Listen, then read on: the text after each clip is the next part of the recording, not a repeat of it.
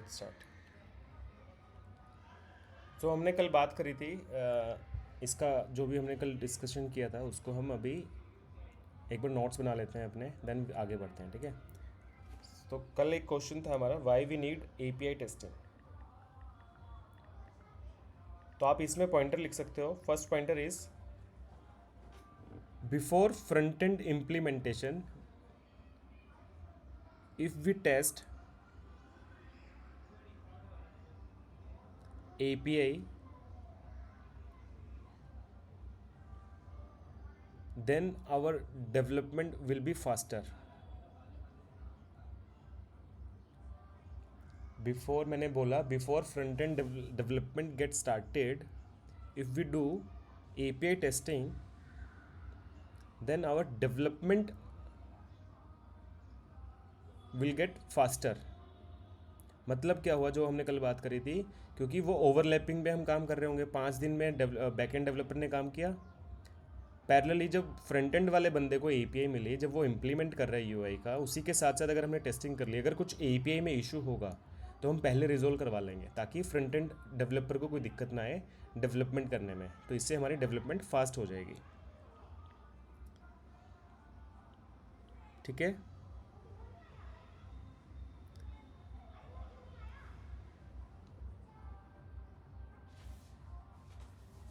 With the help of API testing we can ensure with the help of API testing we can ensure if requirement is getting met or not.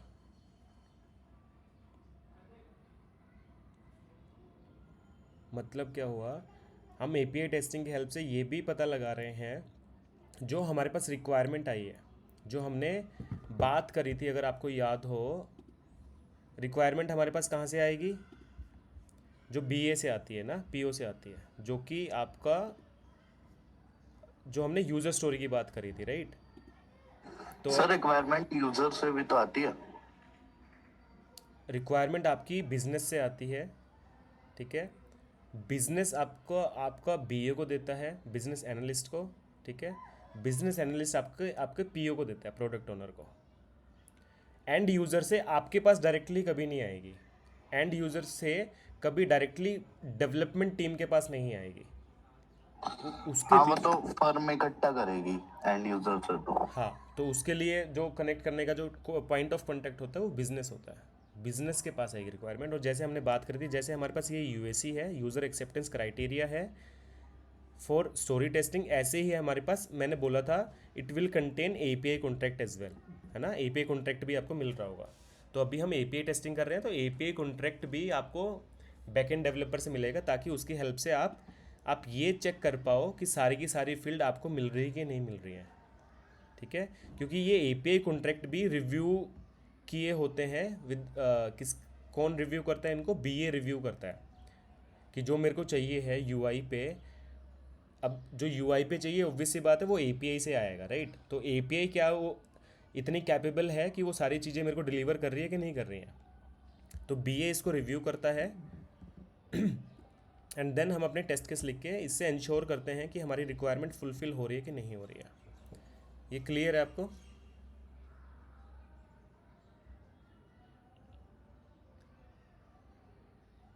एक और लिख सकते हो, last point लिख लो इसमें, API testing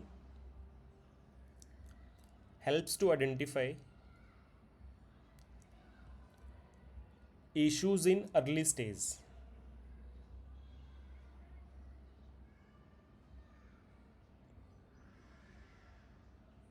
ठीक है, इससे क्या फ़ायदे होंगे, इससे दो फायदे होंगे। एक तो आपका अर्ली स्टेज में इशू मिल गया, ठीक है। अगर एक एक टर्म यूज़ की जाती है आईटी में, डेवलपमेंट सेंटर्स में, जितना लेट बग मिलेगा ना उतनी ज़्यादा उसकी कॉस्ट होगी, जितना जल्दी बग मिलेगा उतना बढ़िया है, ठीक है। तो ये फ़ायदा है इसका एपीआई का। अभी हम बात कर लेते हैं एपीआई का रेस्ट। जो एपीआई है हमारी दो टाइप की होती है, रेस्ट एपीआई एंड जो अभी हम बात कर रहे थे ना, ये जो यहाँ पे देख रहे थे हम, ये जो देख रहे थे हम जेसॉन फॉर्मेट में, ये आपकी एक्चुअली में रेस्ट एपीआई है, ठीक है। तो एक बार हम रेस्ट एपीआई की डेफिनेशन देख लेते हैं, फिर वापस इस पे आ जाते हैं हम, ठीक है। तो हम बात कर लेते हैं व्हाट इज़ रेस्ट एपीआई, एक बार डेफिनेशन लिख लेते हैं, देन हम अपने उसमें प्रैक्टिकल चलेंगे। सचिन लिख पा रहे हो? हाँ सर। ठीक है। सबसे पहले लिखो रेस्ट का फुल फॉर्म लिखो, rest is representational state transfer. Rest stands for representational state transfer.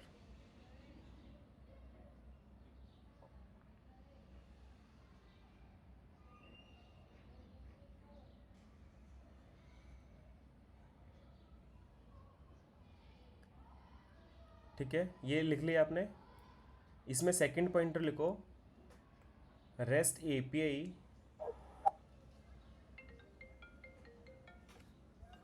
एक सेकंड देना बस। हाँ जी सर। हाँ हाँ जी, हाँ जी सर।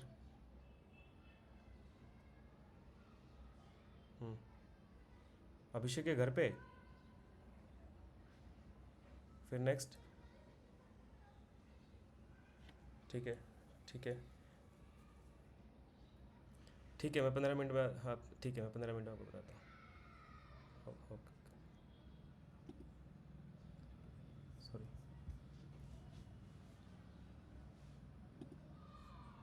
ठीक है, हमने लिखा रेस्ट का फुल फॉर्म लिखा। The second is REST is also known as RESTful API.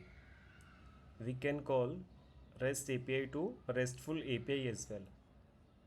कैसे भी लिख लो आप, या REST API is also known as RESTful API.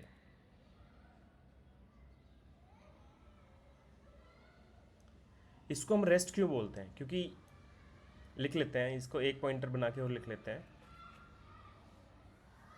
Rest API contains the rest architectural style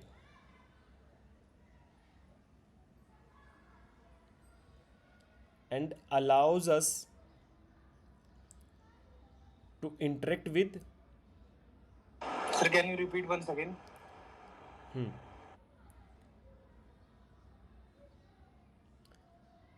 why we call this is the REST API. So a REST API contains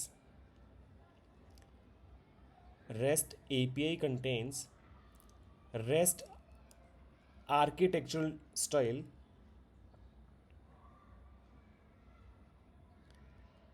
and allows us for communication between two RESTful web services. दो web services के बीच में बात करने के लिए हमको ये help करता है। And it contains rest architectural style. ठीक है, इसके बारे में हम बात करेंगे अभी।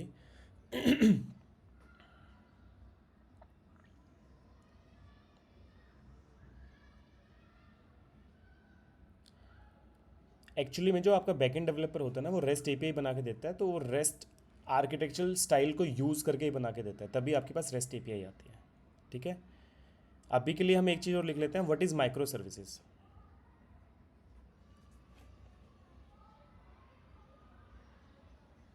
नहीं, माइक्रो सर्विसेज पहले हम सॉप सर्विस लिख लेते हैं। सॉप सर्विसेज क्या है एंड डिफरेंस क्या है।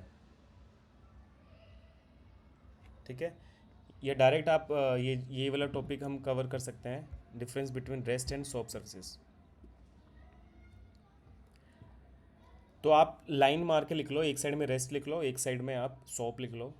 रेस्ट का फुल फॉर्म लिख सकते हो आप representational state transfer. RE stands for representational, S stands for state and T stands for transfer.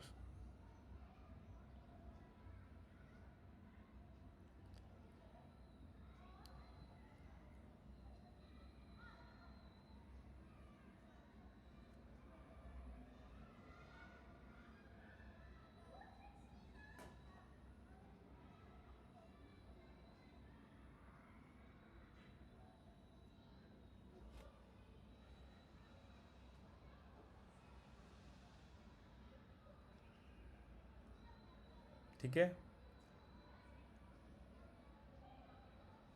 And SOAP का फुल फॉर्म लिख लो साइड बाय साइड।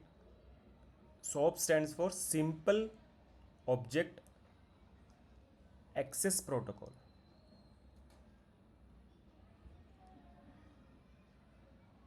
ये खुद में एक प्रोटोकॉल है SOAP, but REST protocol use करता है, रेस्ट खुद में एक प्रोटोकॉल नहीं है। ठीक है, तो अभी हम लिख लेते हैं। सॉप का फुल फॉर्म लिख लो आप, stands for simple object access protocol.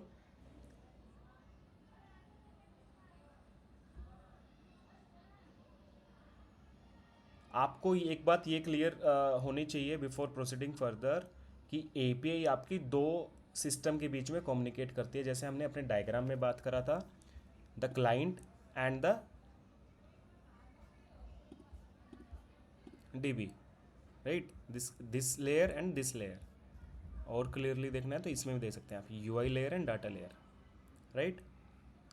तो इसी को समझते हुए हम इसका एक सेकंड डिफरेंस लिख लेते हैं। SOAP is a protocol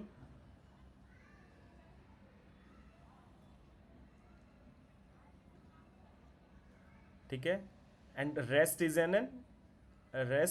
N architectural style.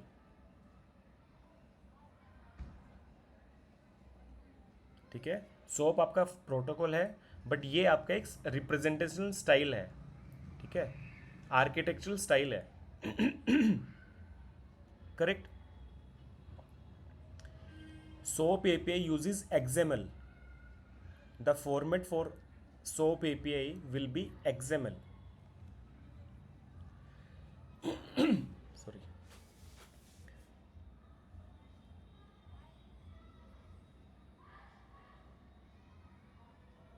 But in REST, SOAP में ओनली एक ही ऑप्शन है हमारे पास XML का, बट रेस्ट में we can use multiple format, XML, JSON।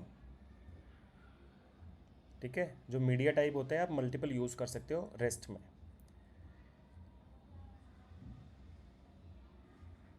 ठीक है,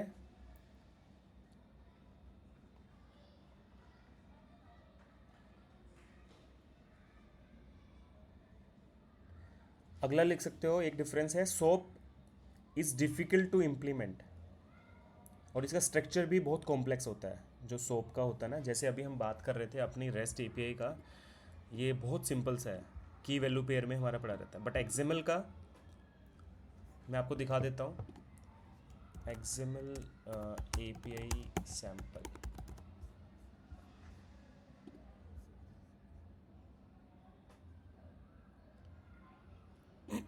अगर आप देखोगे, ये आपके हैं, ये आपकी SOAP API, ऐसे आपकी XML जा रही होगी। ठीक है, एंड इसको और क्लियर लिख लेते हैं, SOAP XML API एग्जाम्पल। ठीक है, अगर आप देखोगे यहाँ पे, ये देखो, ये देखने में कितना वैसा लग रहा है, राइट, कॉम्प्लेक्स है, इम्प्लीमेंट करना भी डिफ़िकल्ट है। बट अगर हम रेस्ट की बात करें, for REST easy to implement, and जो सिंटेक्स है वो भी इजी है, की वैल्यू पेयर में होता है हमारा।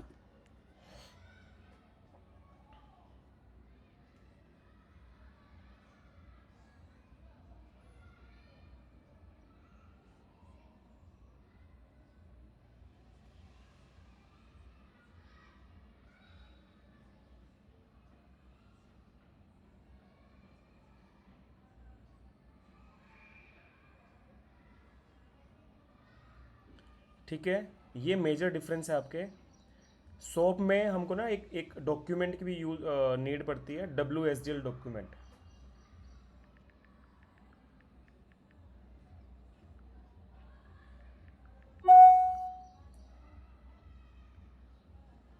विदाउट WSDL डॉक्यूमेंट आप SOAP API को टेस्ट नहीं कर सकते। ठीक है, तो WSDL का भी आप फुल फॉर्म लिख सकते हो, लिखना है तो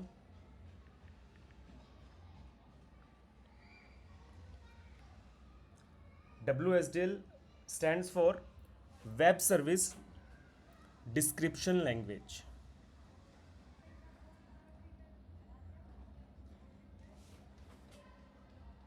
इसी में ना WSDL में आपकी पूरी की पूरी API की फंक्शनैलिटी डिफाइन होती है, बट जनरली ना आप देखोगे मोस्ट ऑफ द वेबसाइट में हमारी REST API यूज़ हो रही होती है, SOAP बहुत कम यूज़ होती है।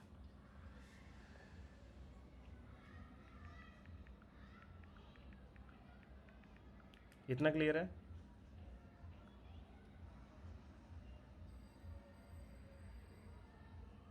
हाँ सर।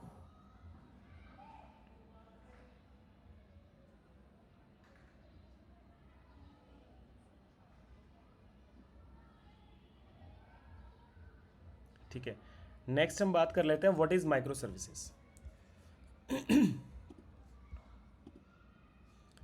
ये वाला टॉपिक कर लेते हैं, व्हाट इज माइक्रो सर्विसेज।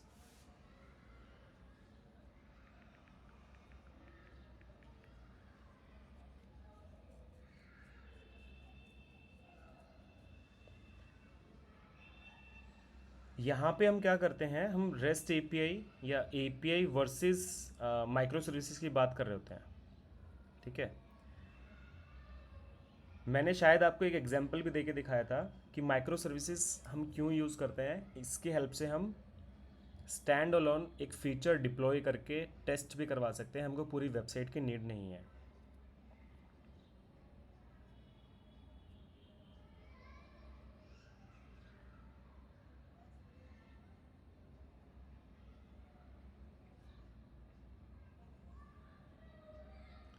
ठीक है,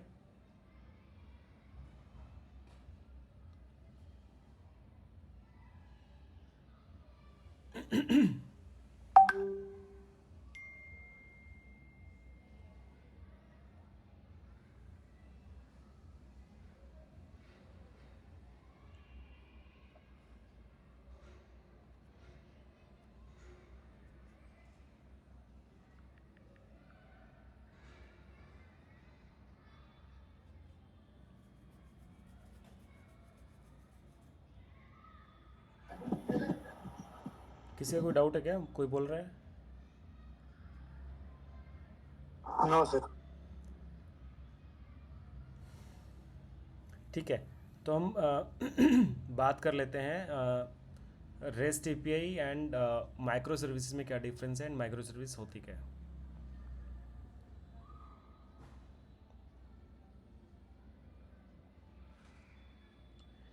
micro services are developed by using the REST API or by using the RESTful API. These are the very small application and we can deploy, okay धीरे धीरे बोलता हूँ, web services, sorry, micro services uses the RESTful API. Micro services uses the RESTful API.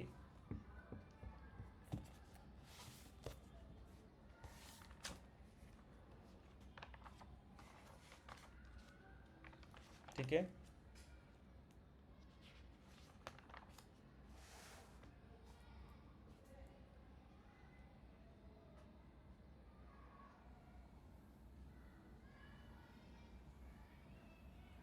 microservices uses the RESTful API,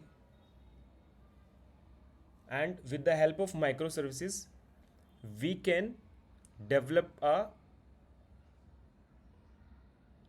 application, or you can say we can develop a standalone application. वो dependent नहीं होती उसकी, आप micro service अलग से run करोगे तो वो आप अलग से आपकी एप्लीकेशन रन हो जाएगी। ठीक है, सर एक बार दोबारा बोलना। with the help of microservices you can develop a standalone application.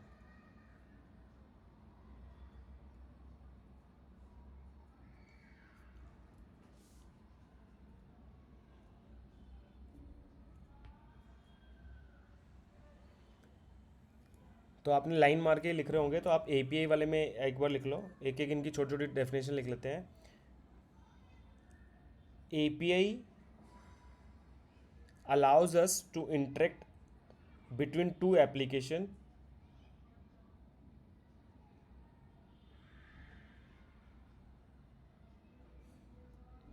API allows us to interact with two application without user intervention. ठीक है, API allows us to interact between two application without user intervention. And same आप web services में लिख सकते हो. It will help you to exchange data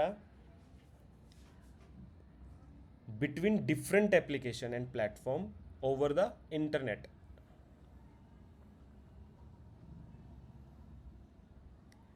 With the help of web services, microservices, you can exchange the data between different application and platform over the internet. ठीक है. अब second point लिखो web services में, micro services में, all web services are API. ठीक है, API में लिखो all APIs are not web services. आपकी हर एक वेब सर्विसेज, हर एक माइक्रो सर्विसेज आपकी एपीआई होगी, बट हर एक एपीआई आपकी वेब सर्विसेज नहीं होगी. ठीक है.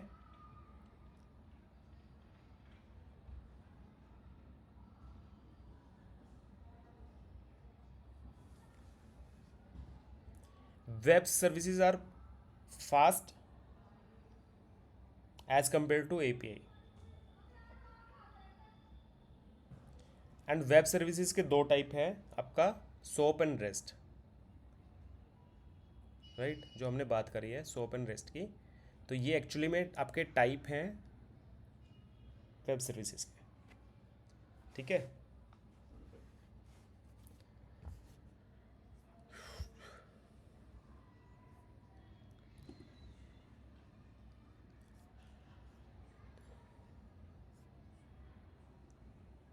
आज के लिए ना इतना ही करते हैं, बाकी कल मिलेंगे हम.